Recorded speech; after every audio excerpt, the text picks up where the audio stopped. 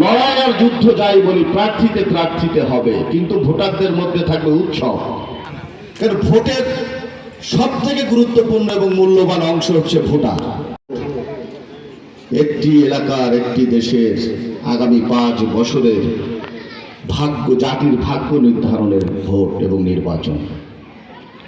আমরা অনেকে ভোটকে অবহেলা করি, আমরা অনেকে একটু কিছু বললে আর ভোট দেই না।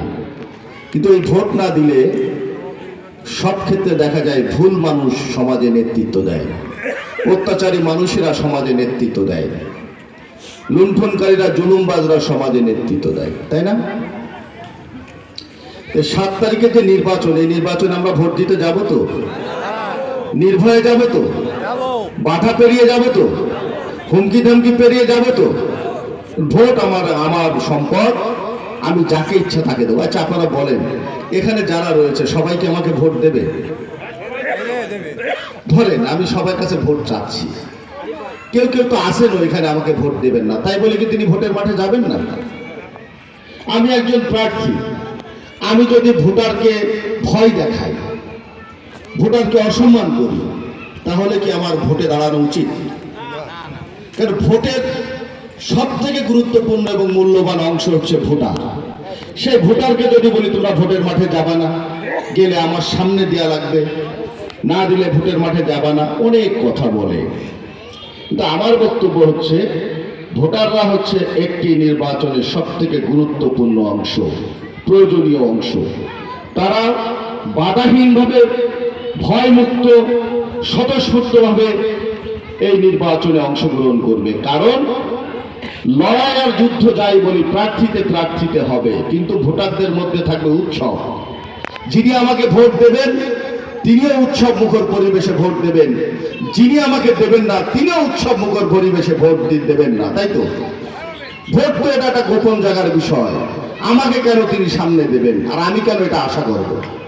আমার তো এটা আশা করা সমীচীন এবং বৈধ বিষয় নয়। আমি তো ভোটারদেরকে বাধা দিতে পারি না, আমি ভোটারদেরকে সম্মান করতে পারি, আকতি মিনতি করে মর্যাদা দিয়ে আমি আমার ভোটটা চাইতে পারি। এর থেকে বড় অধিকার তো ভোটারদের প্রতি আমার নেই। কারণ এই ভোটাররা আমাকে দায়িত্ব দেবে।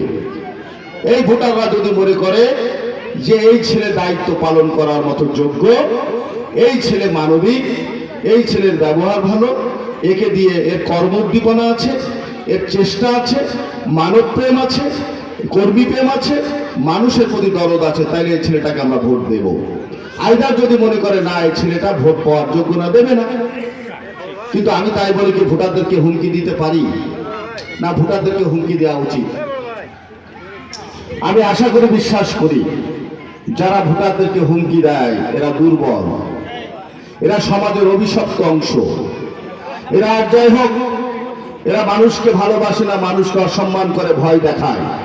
এরা সমাজের উৎকৃষ্ট এবং অভিশপ্ত অংশ। এরা এহকালে মানুষের ঘৃণিত থাকবে আর পরকালে তো এদের পাওনা থাকবেই।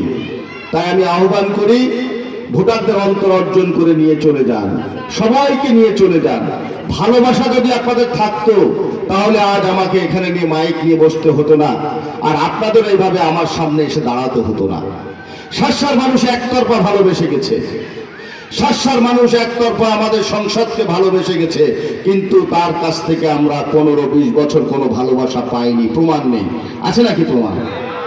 আমাদেরকে কি কখনো যত্ন করেছেন উনি?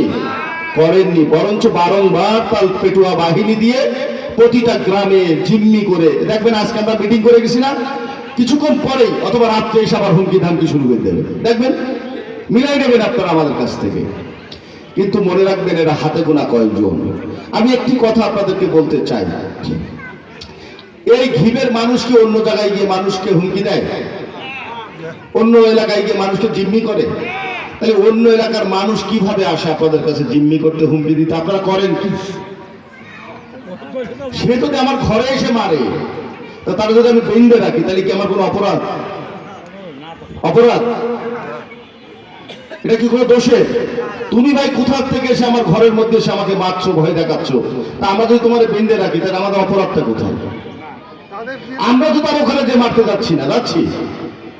সাহসী মানুষ বেঁচে থাকে আর ভীত মানুষ প্রতিদিন মারা যায়, আত্মবিশ্বাসী মানুষ জয়ী হয়, সাহসী মানুষ এগিয়ে যায়, তাই না? নির্বাচন আসছে, আপনারা ইতিমধ্যেই সিদ্ধান্ত নিয়েছেন ভোট কাকে দেবেন। তবে আপনারা সম্মানিত ভোটার, আমি আপনাদের কাছে ভোট প্রার্থনা করি, কারণ আমি একটি মানবিক শাসার স্বপ্ন দেখি। সেই স্বপ্নের মধ্যে আছে শাসার কৃষক সমাজ, শ্রমিক সমাজ, মেহনতি মানুষ, সকল শ্রেণী পেশার মানুষ, আমার নারী সমাজ, আমার মায়েরা, আমার বোনেরা, আমার বাবাজিরা এবং তরুণ প্রজন্মের নতুন ভোটাররা, সকল শ্রেণী পেশার মানুষকে নিয়ে আমি স্বপ্ন দেখি। কারণ আমরা একটি ইতিহাস লিখতে চাচ্ছি আগামী 7 তারিখ। এই ইতিহাস লিখবে হচ্ছে আপনারা। 2,94,000 ভোটার আগামী 7 তারিখে শাসার নতুন ইতিহাস লিখবে। দুঃশাসনের ইতিহাস বদলে ফেলবে, অমানবিকতার ইতিহাস বদলে ফেলবে, বাহিনীর ইতিহাস বদলে ফেলবে। তারা ইতিহাস লিখবে মানবিক শাসার ইতিহাস, স্বস্তি, শান্তি, উন্নয়ন আর স্মার্ট শাসার ইতিহাস লিখবে। পারবেন লিখতে? পারবেন লিখতে? হাত উঁচু করে বলেন তো, পারবেন লিখতে? আসলে কি পারবেন আপনারা? সাহস আছে? ভয় দেখালে ভয় পাবেন? আরে বাবা, মানুষ তো মরে একবার। যদি কেউ মারতে আসে, আপনি আগায় যান যে মেরে ফেল, দেখবেন আর মারবে না। আর যখন দৌড় মারবেন তখনও তাড়া করবে। বিপদ যেখানে হাজির হও, সেখানে দেখবা বিপদ সমাধান হয়ে গেছে। আর বিপদ থেকে যত পালাবা, বিপদ তোমার খুঁজে খুঁজে খুঁজে খুঁজে তোমার কাছে বোঝা হয়ে পড়বে। খুব ছোট্টবেলায় এই শিক্ষাটা দিয়েছিল যশোরের সাবেক সভাপতি আওয়ামী লীগের এবং এমপি আলী রেজা রাজু। আমাকে বলেছিল, কোনোদিন বিপদ দেখে ভয় পাবে না, এগিয়ে যাবে, বিপদের মুখোমুখি যাবে, দেখা বিপদ সমাধান হয়ে গেছে। আর বিপদ থেকে যত পালাবে, বিপদ তত তোমার পিছনে বোঝা হয়ে, তোমার মানে ভারী হয়ে তোমার কাছে পৌঁছে যাবে। তখন তুমি এর হাত থেকে নিস্তার পাওয়া খুব কঠিন। আমার কয়েকটি কথা আপনাদের কাছে মিনতি রেখে যাই। আমি এই জনপদের সন্তান, আপনাদের মতো আমি এই মাটির ফল ফুল খাদ্য খেয়ে বড় হয়েছি। এই মাটির প্রতি আমার যে দায় এবং দরদ, যে মমতা রয়েছে, সেটা অনেকের থাকবে না। এই অঞ্চলের মানুষ আমাদের দীর্ঘদিনের পরিচিত, আমাদের পারিবারিক বন্ধনে আবদ্ধ এই অঞ্চলের মানুষ। আমাদের ভালোবাসায় লেনদেনে এই অঞ্চলের মানুষের সাথে রয়েছে আমাদের অনেক গৌরবের এবং মমতার ইতিহাস। এখানে আমার অনেক আপনজনেরা বসবাস করে, আমাদের প্রিয়জনেরা বসবাস করে, আত্মীয় স্বজনরা বসবাস করে। আমরা সবাই মিলে বলতে দিতে চাই একটি শাসার ইতিহাস, যে শাসার দুঃশাসনের ইতিহাস, যেখানে মানুষ আর কখনো কোনো দিন মানুষকে অসম্মান করবে না, অপদস্থ করবে না, পিতার বয়সে পিতা ক্ষতিগ্রস্ত হবে না, বেজ্জুতি করবে না, অন্যের সম্পদ আরেকজন নেবে না, এবং মানুষের সাংবিধানিক যে অধিকার এবং হক, সেটা বঞ্চিত করবে না।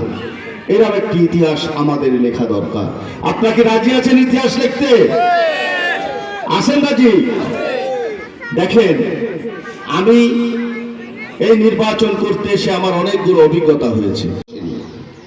15টি বার, যে 3 বার 15 বছর, অর্থাৎ 4 বার আমরা তাকে ভোট দিয়েছি।